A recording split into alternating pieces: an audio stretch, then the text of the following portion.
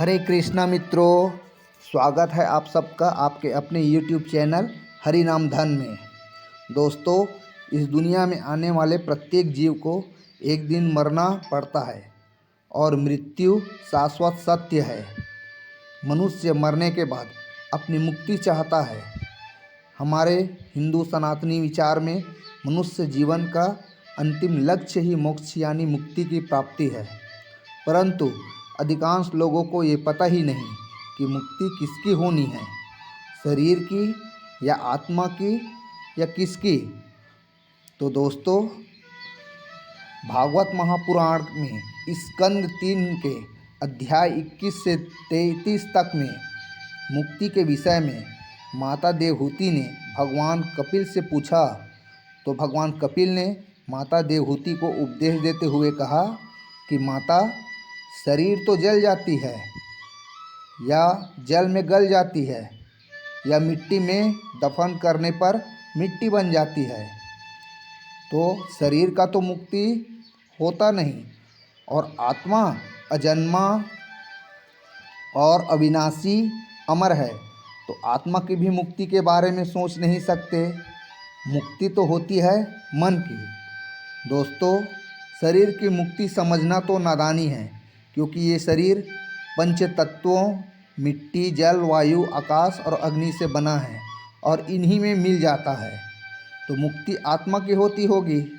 ऐसा मानने वाले डबल नादान हैं, क्योंकि जिसका बंधन हो मुक्ति भी उसी की होती है। ना आत्मा किसी कैद में है, ना उसे मुक्ति की ज़रूरत है। भगवद गीता में श्री कृष्ण कहते हैं, नैनम छिंदन्ति शस्त्राणि नैनम दहति पावका। श्रीमद् भागवत गीता के दूसरे अध्याय के 23वें श्लोक में भगवान श्री कृष्ण अर्जुन को आत्मा की अमरता समझाते हुए कहते हैं कि आत्मा को न शस्त्र काट सकते हैं, न अग्नि जला सकती है और न ही जल गीला कर सकते हैं, न ही वायु सुखा सकती है। यह आत्मा अविनाशी, नित्य और अचल है।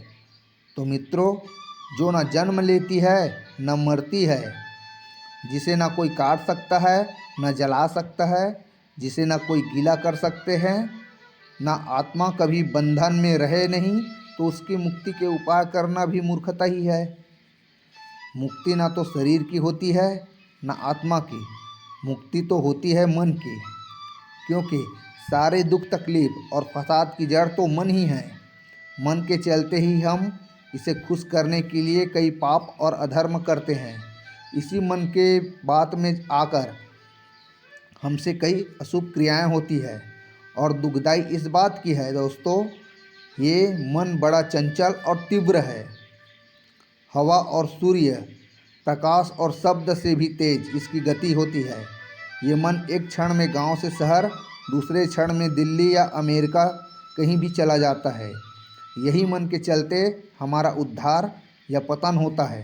जो व्यक्ति मन की अनुचित मांगों को मारकर या दबाकर भक्ति और धर्म में बढ़ गया, वो अपना उद्धार कर लेते हैं। और जो मन का गुलाम बनकर सभी नैतिक के साथ अनैतिक मांग को पूरा करने में लग गए, वो पतन के गर्त में गिर जाते हैं। हम मन की सुनकर मनमानी करते हैं और एक के बाद एक इच्छा करते रहते हैं।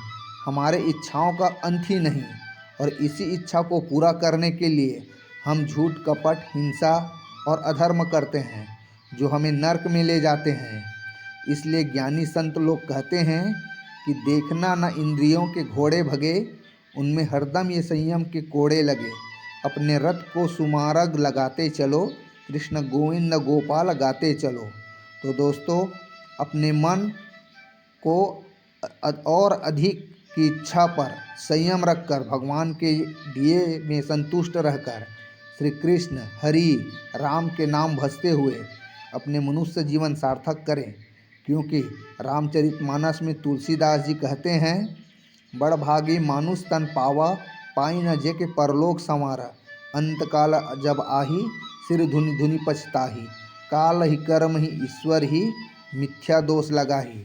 दोस्तों, बड़ी मुश्किल से मनुष्य शरीर मिला है, इसे व्यर्थ में ना गंवाकर राम कृष्ण हरि का सुमरन कर भगवान के धाम को पाने का प्रयत्न करें। तो दोस्तों, ऐसे ही पौराणिक धार्मिक कहानियाँ और प्रवचन के लिए हमारे चैनल हरि नाम धन को सब्सक्राइब अवश्य करें। मिलते हैं हरि नाम धन के एक नए अंक में। तब तक के लिए हरे कृष्णा।